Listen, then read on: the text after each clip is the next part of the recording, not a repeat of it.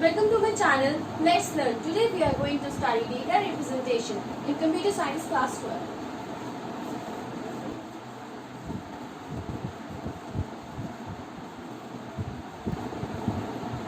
Students, ये boards के अगर हम बोर्ड्स के अकॉर्डिंग देखें तो ये सिर्फ और सिर्फ 5 to 4 मार्क्स का होता है. स्टूडेंट्स, हमें इसमें बस 3 टाइप के क्वेश्चन मिलते हैं. पहला कॉन्सेप्ट बेस्ड, दूसरा प्रोग्रामिंग एंड तीसरा numericals.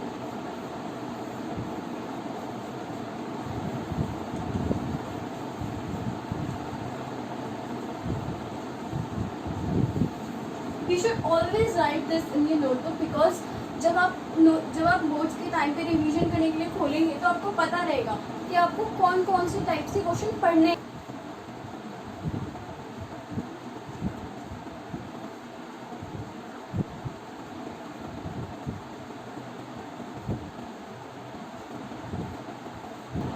You may note it down. Then we have to start. Now अब हमें पता चलना चाहिए कि डेटा रिप्रेजेंटेशन में हमें पढ़ना क्या क्या है. हमें पढ़ना है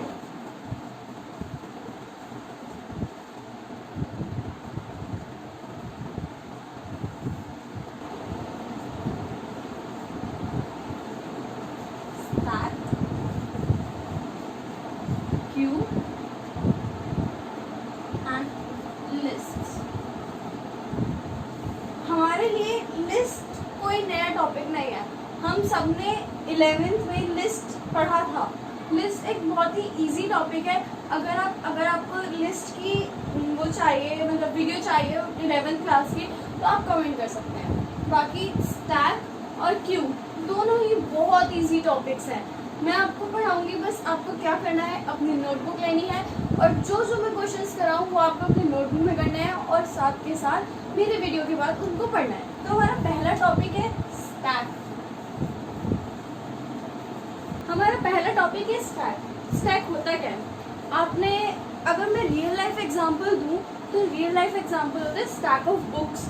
एक के ऊपर एक बुक रखना, उसको बोलते हैं स्टैक ऑफ बुक्स. अगर हम किसी शादी में जाते हैं तो हम देखते हैं कि प्लेट के ऊपर प्लेट्स रखी होती है, इतनी सारी प्लेट, 1 2 3 4 एंड सो ऑन. तो उसको बोलते हैं स्टैक ऑफ प्लेट्स. तो इसका मतलब है स्टैक क्या होता है? It is a linear structure. हमारा पहला पॉइंट क्या बनता है? It is a linear structure. Vertically हमें स्टोर करना पड़ता है. तो हमारा सेकेंड पॉइंट क्या बना? In it data is stored vertically. Third point भी बहुत इजी है बट आपको लर्न करना पड़ेगा. जो थर्ड पॉइंट है, थर्ड पॉइंट के बेसिस पर ही पूरा स्टैक डिपेंड है. You have to learn it by heart. Works on LIFO. अब ये लीफो होता क्या है? LIFO last in first out. आपने देखा होगा जब आप कहीं शादी में जाते हो, वहाँ पे प्लेट्स का स्टैक होता है, तो आपको सबसे ऊपर वाली उठानी होती है. ये तो नहीं होगा आप सबसे नीचे वाले निकालोगे या बीच में से निकालोगे, ऐसा तो नहीं कर सकते आप. तो आपको जो सबसे आखिर में प्लेट रखी गई होगी वो सबसे पहले निकालनी पड़ेगी. ठीक है. अब आपने जैसे रखी पहली प्लेट, दूसरी प्लेट, तीसरी प्लेट, चौथी प्लेट. अब ये तो नहीं होगा आप इसको बीच में से निकालोगे, आपको फोर्थ वाली ही निकालनी पड़ेगी. आपने सबसे लास्ट में क्या रखा? 4, लेकिन निकालना सबसे पहले क्या? 4. इसलिए LIFO last in first out. Last in first out. Remember, इस थर्ड पॉइंट पर ही आपकी न्यूमेरिकल्स, आपकी प्रोग्रामिंग, आपका कॉन्सेप्ट सब सिर्फ और सिर्फ इस थर्ड पॉइंट पर डिपेंड करता है. अब फोर्थ पॉइंट, इसका सिर्फ एक ही एंड होता है. 1 2 3 4 5 6 7. जब मैंने बोला कि आप सिर्फ ऊपर से निकाल सकते हैं, नीचे से नहीं निकाल सकते, तो इसका मतलब ये कि इसका सिर्फ एक ही एंड है. सपोज आपके पास एक कंटेनर है. ठीक है. आपके पास एक सिलेंड्रिकल कंटेनर है. आप उस सिलेंड्रिकल कंटेनर में उसी साइज की सिर्फ और सिर्फ इस ही साइज की आप प्लेट्स रख सकते हैं. आपने पहली प्लेट रखी, आपने दूसरी प्लेट रखी, तीसरी रखी, चौथी रखी, पांचवी रखी, छठी रखी, सातवीं, ऐसे पूरा कंटेनर भर गया। ठीक है, अब नीचे से तो कंटेनर बंद है, तो आप सिर्फ ऊपर से निकाल सकते हैं, नीचे से नहीं निकाल सकते।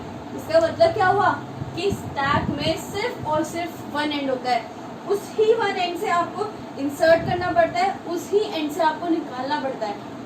मैं फिर से रिपीट कर रही हूँ, स्टैक का सिर्फ और सिर्फ एक ही एंड होता है, आप उसी एक एंड से इंसर्ट कर सकते हैं और आप उसी एक एंड से बाहर निकाल सकते। Stack has only one and. अब हमने 4 पॉइंट्स पढ़े स्टैक के। स्टैक होता क्या है, स्टैक किस बेसिस पे वर्क करता है और स्टैक की प्रॉपर्टी क्या है। अब एग्जाम में आपके 1 मार्क में क्वेश्चन आ सकता है कि स्टैक के कितने एंड्स होते हैं, वो कहाँ से डिलीट करेगा, कहाँ से इंसर्ट करेगा।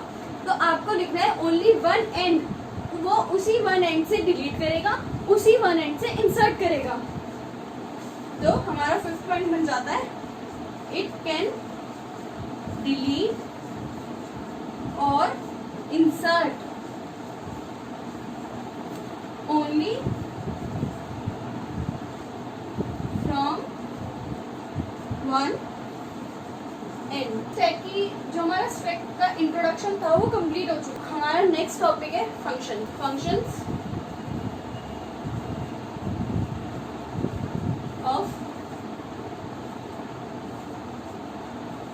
स्टैक।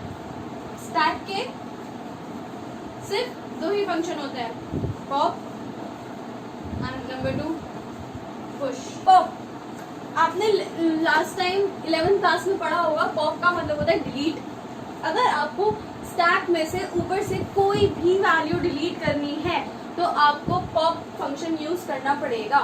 पॉप मतलब डिलीट, पुश मतलब insert.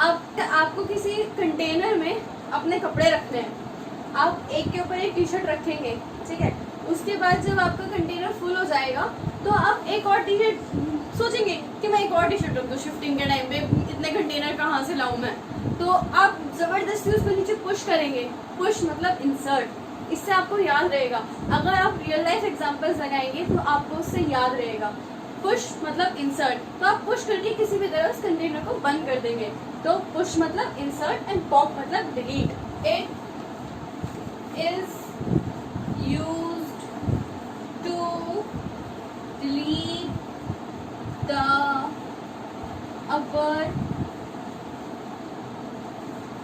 most value of the stack. It is used to insert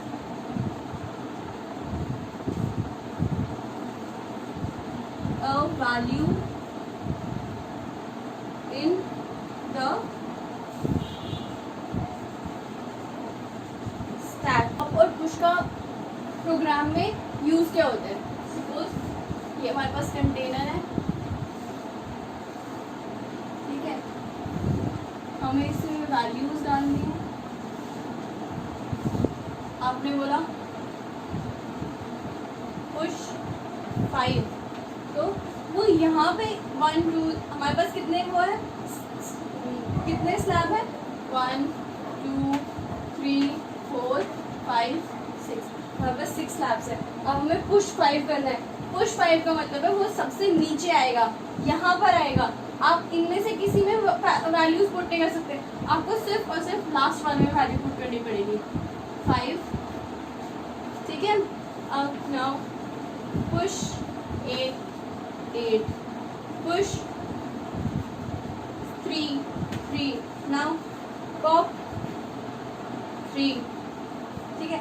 आप pop 8 नहीं लिख सकते, आप pop 8 नहीं लिख सकते, ओके। अगर आप 3 ना भी लिखे ना तब भी कोई प्रॉब्लम नहीं है, आपको pop लिखना है तो ऑटोमेटिकली ये बाहर चला जाएगा, ठीक है। तो हमारे पास स्टैक क्या बन जाएगी,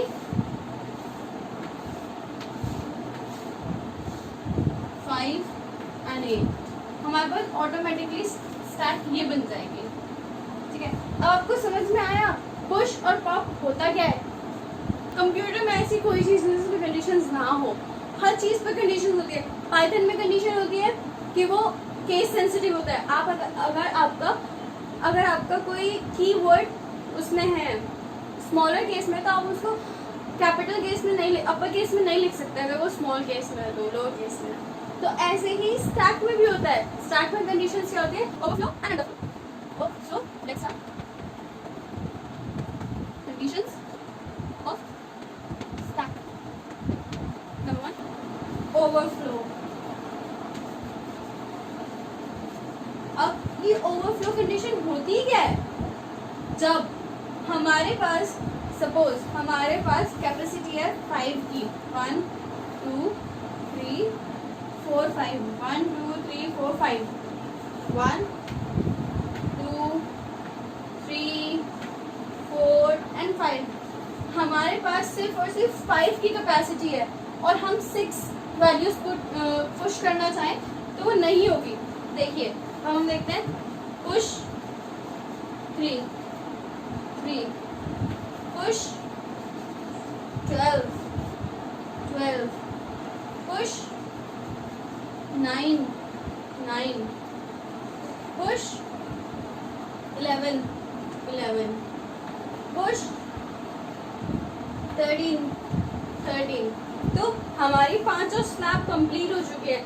अगर हम उसके बाद पुश कोई भी कुछ भी सपोज 15, तो हमें ओवरफ्लो कंडीशन दिखाएगा।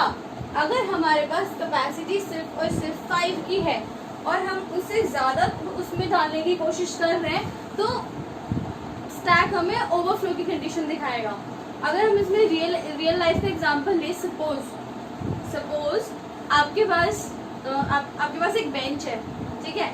आप उस बेंच में 2 ही स्टूडेंट बैठ सकते हैं, तीसरे की जगह ही नहीं है और फिर भी आप तीसरे को बिठाना चाहेंगे तो तीनों अनकंफर्टेबल होंगे। उसको बोलते हैं ओवरफ्लो कंडीशन, ठीक है। उसको बोलते हैं ओवरफ्लो कंडीशन। जैसे कि ये हमने when we try to push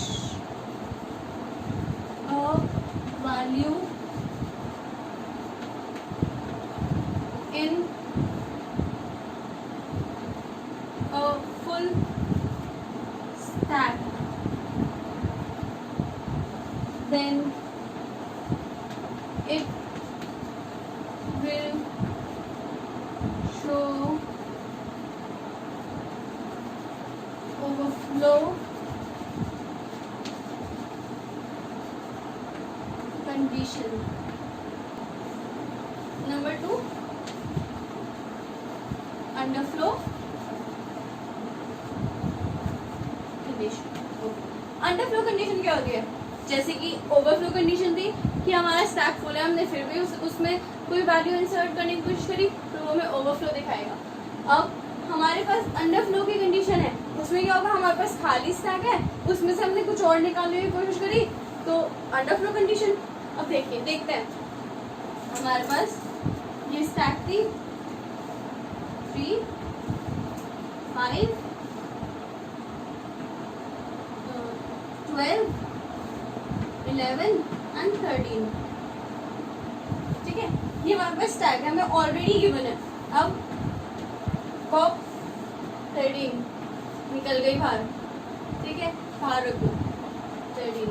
now pop 11 बाहर आ गया, बाहर रख दो, ठीक है।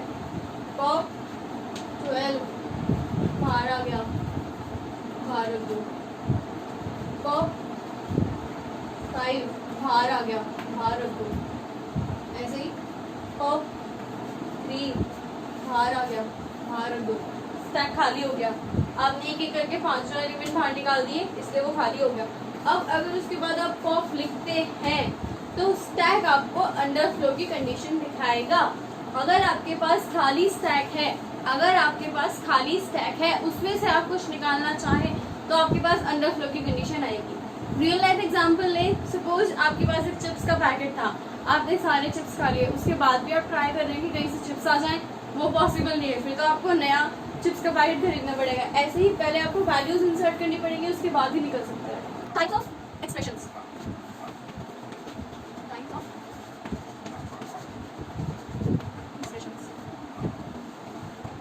हम मैथमेटिकल एक्सप्रेशन सॉल्व करते हैं वो कैसी होती है?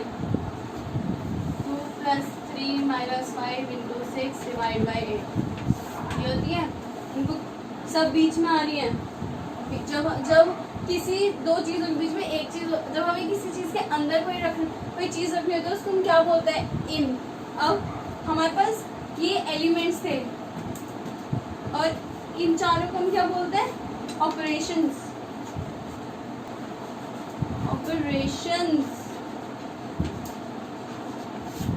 अब ये हमारे पास एलिमेंट्स थे,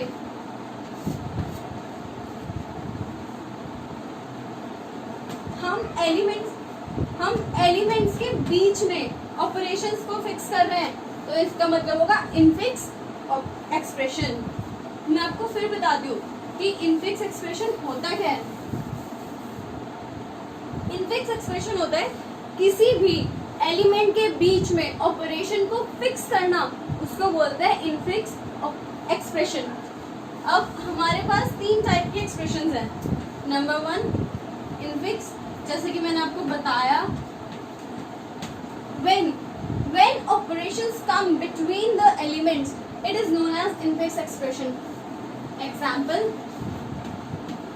2 + 3 5 - 8 ये हमारी होती है infix expression. Normal mathematical expressions को हम इनफिक्स एक्सप्रेशंस बोलते हैं। अब जैसे कि आपको पता होगा कि प्री और पोस्ट का मतलब क्या होता है। आजकल सभी मोबाइल यूज करते हैं। पोस्टपेड नाम सुना होगा। तो पोस्टपेड का मतलब क्या होता है? पहले आप अच्छी तरह बात करेंगे, अपना अच्छे से यूटिलाइज करेंगे, उसके बाद बिल पे करेंगे। मतलब बाद में, मतलब पहले आप सारे एलिमेंट्स को लेंगे, फिर ऑपरेशंस देखेंगे, जो भी ऑपरेशंस है। तो सेकेंड हमारे पास क्या हो गई? पोस्टफिक्स।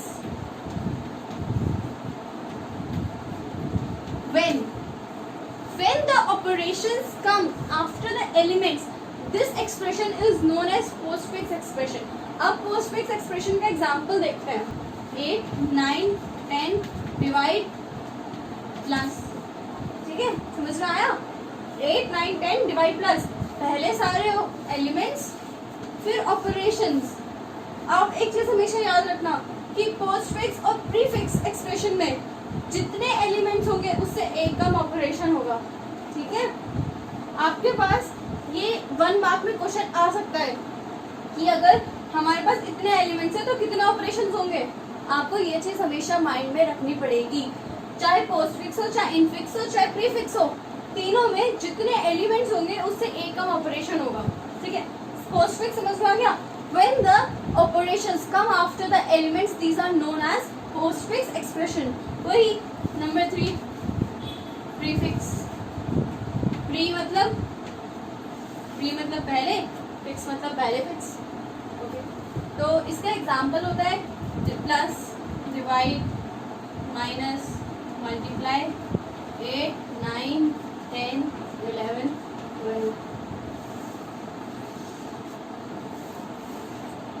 पहले ऑपरेशंस फिर एलिमेंट्स। अब हमारे जो प्रोग्रामिंग होगी, हमारे जो न्यूमेरिकल्स है, वो सब प्रीफिक्स ऑपरेशंस में, प्रीफिक्स एक्सप्रेशंस में होंगे। मैं उम्मीद करती हूँ कि आपको समझ में आया होगा। अब हमारे पास नेक्स्ट टॉपिक आता है एप्लीकेशन ऑफ स्टैक। एप्लीकेशंस, पहली एप्लीकेशन होती है इसकी इवैल्यूएटिंग द पोस्टफिक्स एक्सप्रेशन। जो हमारा स्टैक होता है वो हमेशा पोस्टफिक्स एक्सप्रेशन को ही सॉल्व करता है, ना वो इनफिक्स को सॉल्व करता और ना वो प्रीफिक्स को सॉल्व करता। आप सिर्फ हमारा जो स्टैक है वो सिर्फ पोस्टफिक्स एक्सप्रेशन को सॉल्व करता है। अब पोस्टफिक्स एक्सप्रेशन आप भी सॉल्व कर सकते हैं, लेकिन जब ज़्यादा बड़ी एक्सप्रेशन होगी तो आप सॉल्व नहीं कर पाएंगे, इसलिए तो इसका काम होता है इवैल्यूएटिंग द पोस्टफिक्स एक्सप्रेशन। पहला पॉइंट क्या हो गया? इवैल्यूएटिंग द पोस्टफिक्स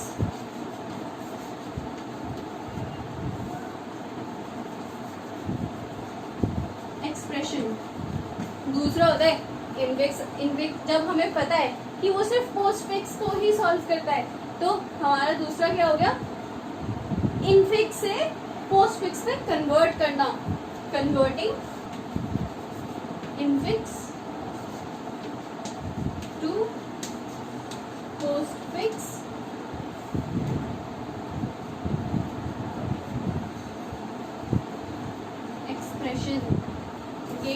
मल्टीप्लिकेशन है। अब हम चलते हैं अपनी प्रोग्रामिंग के ऊपर। पहला रूल, अगर पहला पॉइंट होता है अगर कोई एलिमेंट आता है तो उसको पुश करना। If an element comes then you have to push the element into the stack. If an element comes then you have to push it into the stack. Next point, if an operation comes then you have to pop and evaluate. This is the operation done by the stack. There are two types of operation, please don't confuse. एक ये arithmetic operations होते हैं, और जब जो stack के operation होते हैं मतलब वो क्या काम कर रहा है, इनकी हेल्प से क्या काम हो रहा है। तो जब भी कोई एलिमेंट आएगा तो आपको क्या ऑपरेशन डालना है, पॉप एंड इवैल्यूएट। ठीक है, अगर आपको एक एलिमेंट पॉप करना है सो ओनली पॉप। अगर आपको दो एलिमेंट पॉप करना है देन पॉप ट्वाइस मतलब दो, सबको पता होता है, पॉप ट्वाइस एंड इवैल्यूएट। बस यही तो है।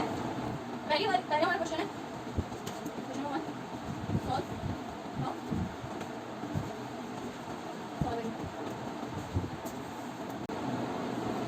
First part 8, 9, 10, plus, minus. ये बहुत ही सिंपल है। जैसे ही आपको ये चीज दिखाई दे आपको इमीडिएटली 5 कॉलम्स बनाने हैं।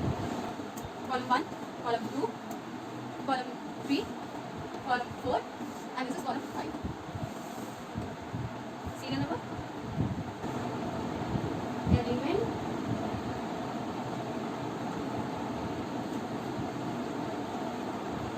ऑपरेशन, स्टैक स्टेटस,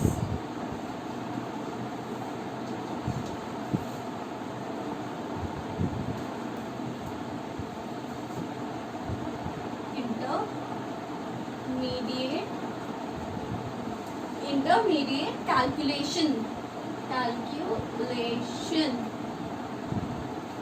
पहला कॉलम सीरियल नंबर, दूसरा कॉलम एलिमेंट, तीसरा column operation, fourth column stack status and fifth column intermediate calculation. सबसे पहले हमारे पास क्या है 8, सीरियल नंबर 1, एलिमेंट 8।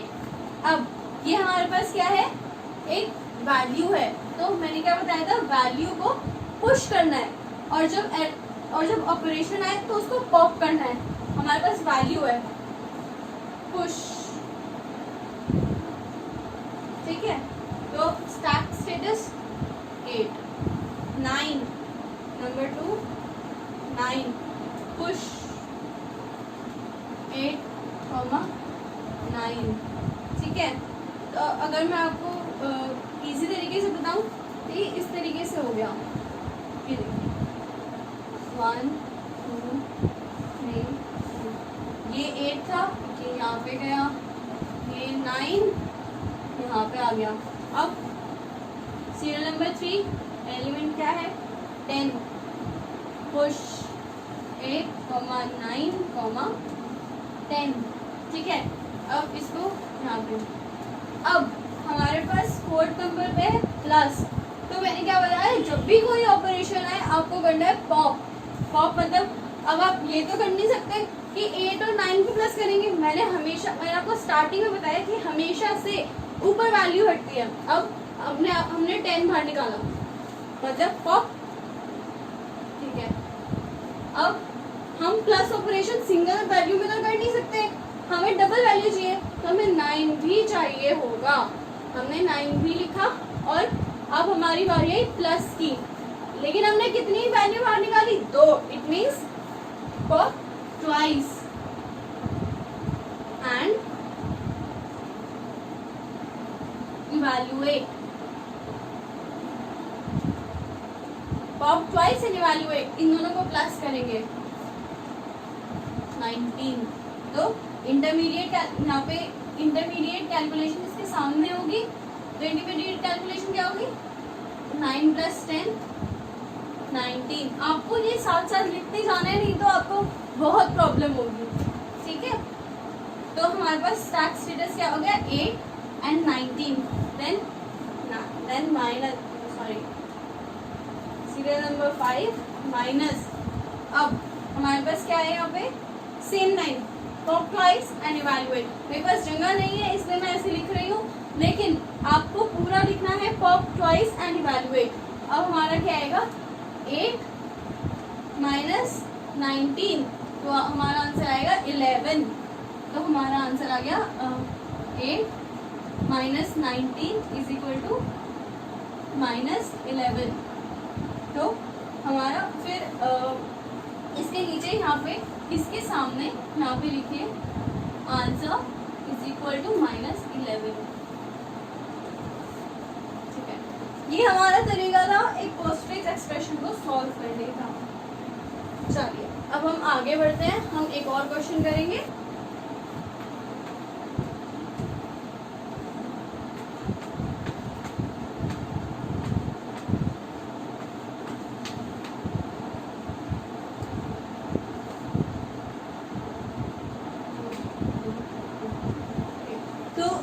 चलिए अब हम नेक्स्ट क्वेश्चन करते हैं। हमारा क्वेश्चन है 2 3 मल्टीप्लाई 6 1 डिवाइड 4 प्लस। ठीक है, ये भी पोस्टफिक्स एक्सप्रेशन, ये आप इसको इनफिक्स एक्सप्रेशन ना समझें, क्योंकि ये भी एक तरीके की पोस्टफिक्स एक्सप्रेशन है, क्योंकि जब हमारे पहले दो वैल्यूज थी उनके बीच में कोई भी ऑपरेशन नहीं था, ये ऑपरेशन इन दोनों के बीच में आए। सीरियल नंबर 1 पहला एलिमेंट 2 पुश 2, सीरियल नंबर 2 दूसरा एलिमेंट 3, थोड़ा छोटा छोटा लिखिए नहीं तो मेरा आ नहीं पाएगा, इसलिए पुश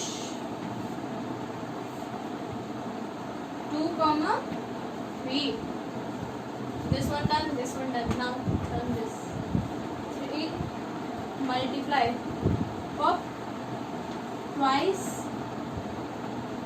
and evaluate। जैसे कि मैंने आपको बताया था, आप सिंगल में तो कर ही नहीं सकते, तो आपको पहले ये निकालनी पड़ेगी, फिर ये निकालनी पड़ेगी, फिर दोनों को मल्टीप्लाई करना पड़ेगा, तो आंसर क्या आएगा 6। अब यहाँ पे इसके सामने ही आपको इंटरमीडिएट कैलकुलेशन करनी है, जैसे कि हमने पहले इसको पॉप किया 3, फिर इसको पॉप किया 2, तो 6। तो हमारे स्टैक स्टेटस में क्या आएगा 6, ना कि 2 और 3, हमारे स्टैक स्टेटस में आएगा 6, क्योंकि हमारे पास एक ऑपरेशन आया था, हमने उस ऑपरेशन को इन दोनों के बीच में अप्लाई कर दिया। अब अप्लाई करने के बाद 2 into 3 6 आया, तो हम अब हमारे पास फोर्थ एलिमेंट है 6, serial number 4 and element 6 push. मैंने आपको बताया था जब भी कोई वैल्यू आए उसको पुश करना है, और जब भी कोई ऑपरेशन आए उसको पॉप करना है, तो हमने किया पुश, तो हमारी स्टैक स्टेटस हो गया 6,6। नंबर 5 हमारे पास आया 1, तो 1 पुश 6,6,1। अब हमारे पास क्या आया divide pop twice and evaluate. It means हमें करना है, पहले हमने 6 डिवाइड 6 डिवाइडेड बाय 1, तो हमारा आंसर आ गया 6। तो हमारा स्टैक स्टेटस क्या हुआ 6,6। अब नंबर 7 4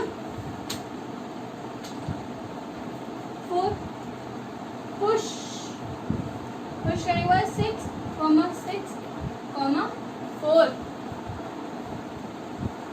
हमारे पास ये क्वेश्चन था,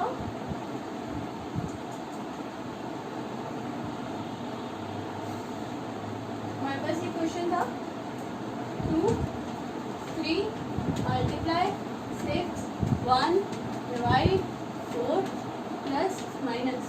तो अब इसके बाद नंबर 8 हमारा ये हो गया, ये हो गया, ये हो गया, ये हो गया, ये भी हो गया, ये भी हो गया, ये भी हो गया। अब हमारा है plus pop twice and evaluate.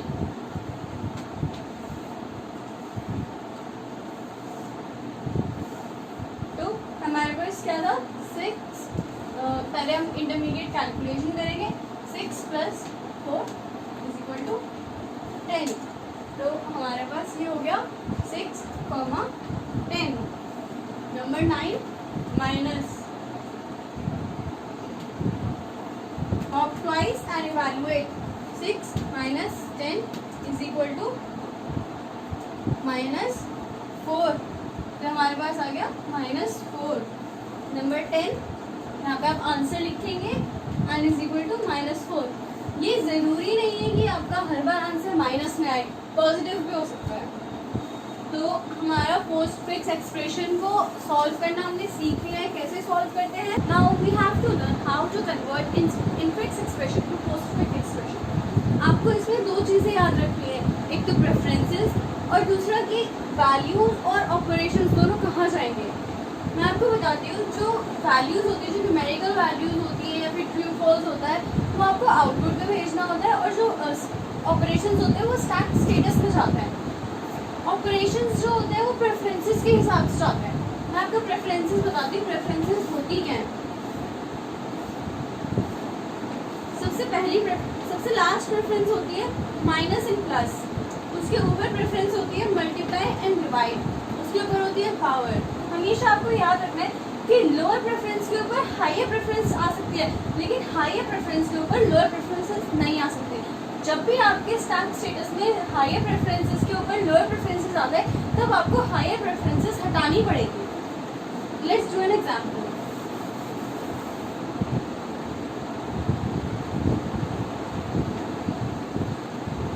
Example 3 × 5 + 2 / 3। ये हमारे पास एक इनफिक्स एक्सप्रेशन है, हमें इसको पोस्टफिक्स में कन्वर्ट करना है। सबसे पहले आपको 4 कॉलम्स बनाने हैं। सीरियल नंबर,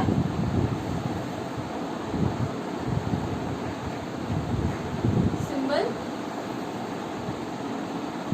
स्टैक स्टेटस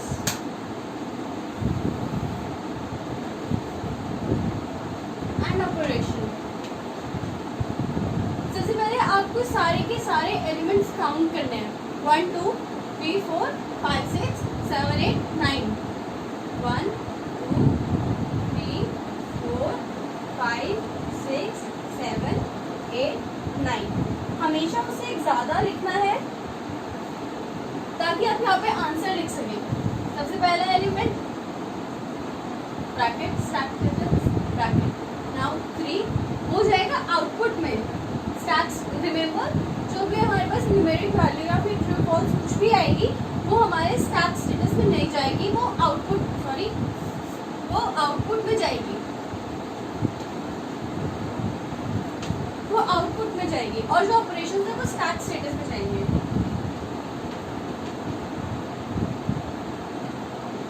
हमारे पास आया 5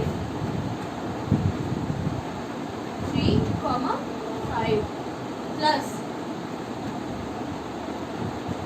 जैसे कि मैंने आपको बताया था, हायर प्रेफरेंसेस के ऊपर लोअर प्रेफरेंसेस नहीं आ सकती, तो हमें ये मल्टीप्लाई उठा के आउटपुट में रखना है। तो होगी 3 5 मल्टीप्लाई, तो ये यहाँ से हट जाएगा, यहाँ पे प्लस रह जाएगा। ठीक है, उसके बाद 2 + 3 5 मल्टीप्लाई 2, उसके बाद divide.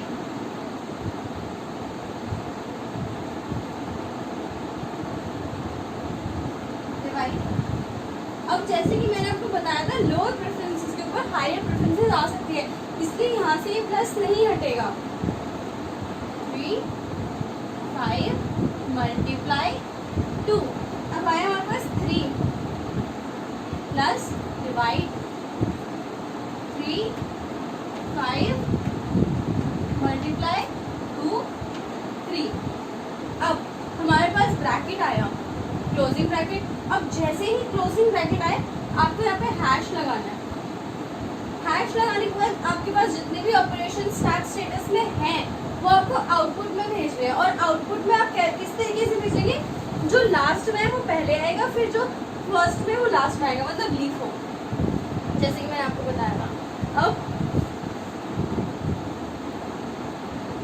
3 5 multiply 2 3 divide then plus, हमारे पास 10 होगा। सीरियल नंबर में 9 के बाद 10 आता है, 10 के बाद हमें यहाँ पे सीधा यहाँ पे आंसर लिखना है और अपनी पोस्टफिक्स एक्सप्रेशन लिखनी है। 3 5 multiply 2 3 divide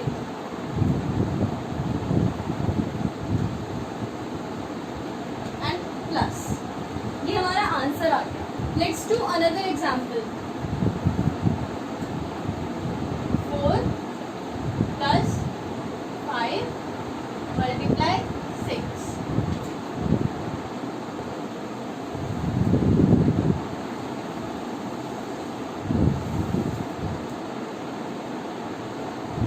serial number, symbol,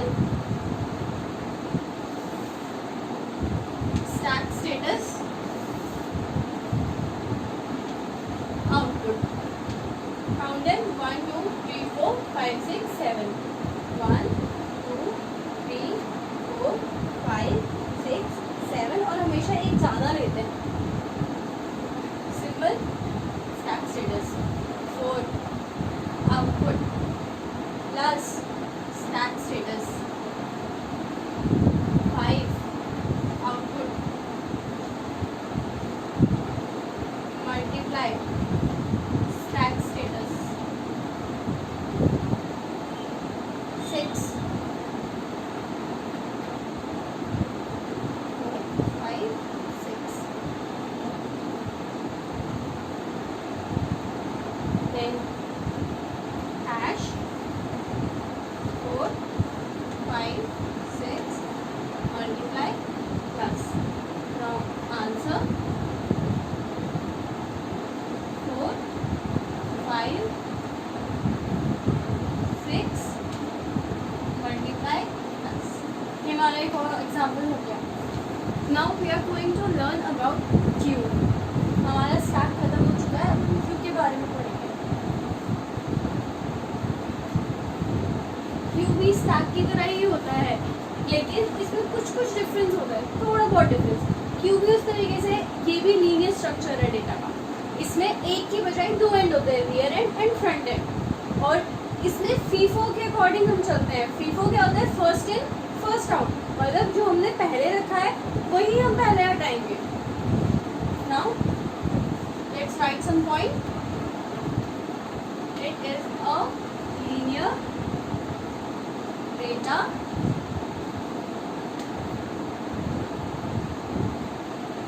structure. Number 2, it has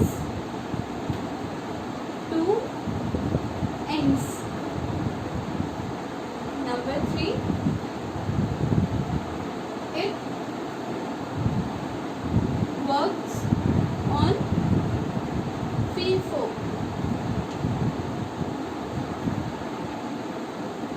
First in first out। Q में भी स्टैक की तरह दो ही कंडीशन होती है, ओवरफ्लो एंड अंडरफ्लो।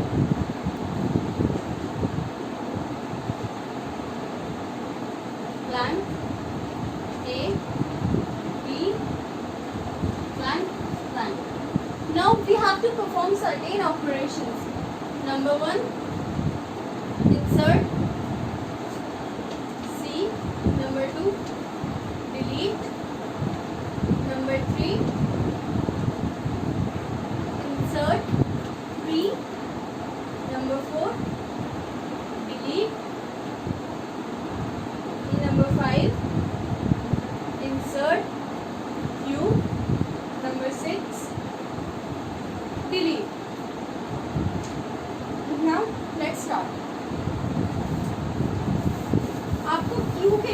8 कॉलम्स बनाने हैं। रिमेम्बर हम स्टैक के लिए 5 कॉलम्स बनाते थे, बट हमें क्यू के लिए 8 कॉलम्स बनाने हैं। Serial number,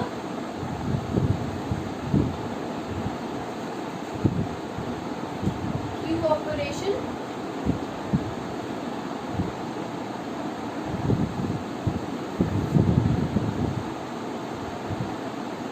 Q status,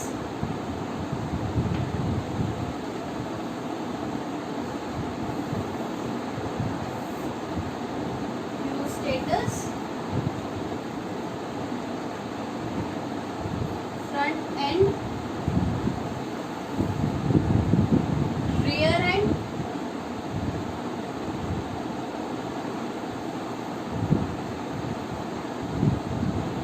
overflow,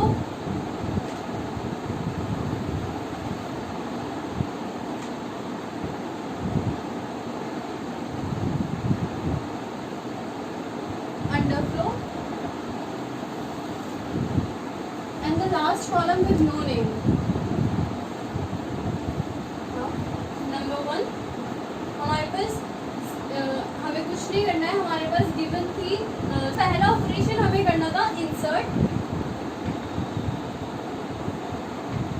सी। हमारे पास जो क्यू गिवन थी वो कुछ इस तरीके से थी, तो जो सी आएगा वो बी के बाद आएगा। भले ही हमारे पास फर्स्ट ब्लैंक अवेलेबल है, बट फिर भी हमारे पास जो सेकंड ब्लैंक अवेलेबल होगा, जो हमारे पास एलिमेंट्स के बाद ब्लैंक अवेलेबल होगा, आपको उसमें डालना है। मतलब सी यहाँ पर आएगा। हमारे पास फ्रंट एंड क्या हो गया ए, रियर एंड क्या हो गया सी। क्या हमारी जो क्यू है वो ओवरफ्लो हुई? नो। क्या वो अंडरफ्लो हुई? नो। इसके बाद हमें करना था डिलीट। बताया था जो क्यू होते हैं वो फीफो पर डिपेंड करती है, फर्स्ट इन फर्स्ट आउट। तो सबसे पहले इसमें क्या आया था ए, तो ए ही जाएगा। भले ही आपने सी को इंसर्ट करा है फिर भी ए ही जाएगा। तो आपके पास ये इस तरीके से बनेगी, जो आपका क्यू स्टेटस है वो इस तरीके से बनेगा। अब फ्रंट एंड क्या हो गया बी, रियर एंड सी। क्या हमारी क्यू ओवरफ्लो हुई? नो। क्या हमारी जो क्यू है वो अंडरफ्लो हुई? नो। लेकिन इसमें से जब भी हम कुछ डिलीट करेंगे तो वो हमने जो blank with no name column छोड़ा था हमें उसमें लिखना पड़ेगा। इस रो के सामने हमने क्या डिलीट किया? ए। तो ए इज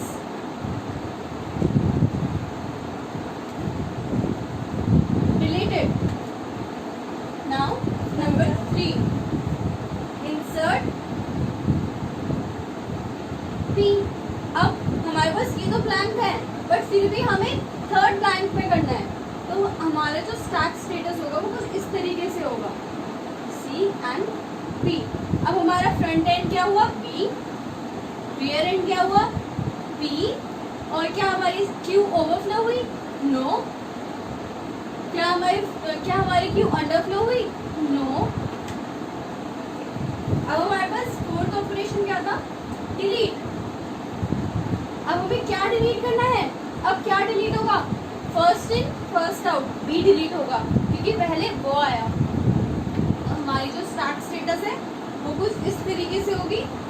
अब हमारे पास फ्रंट एंड क्या हुआ? सी। रियर एंड क्या हो गया? बी। क्या हमारी क्यू ओवरफ्लो हुई? नो। क्या हमारी क्यू अंडरफ्लो हुई? नो। बट हमारा एक एलिमेंट डिलीट हुआ, हमें उसके बारे में मेंशन करना पड़ेगा। Then B is deleted. Now fourth operation, insert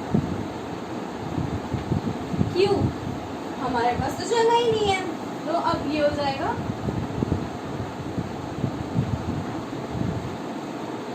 front end C, rear and B। क्या हमारी Q ओवरफ्लो हुई? यस, क्योंकि हमारे पास जगह ही नहीं बची। हमारे पास जो क्यू थी वो साइज 5 की थी, इसलिए यस। देन अंडरफ्लो हुई, नो। नंबर 6,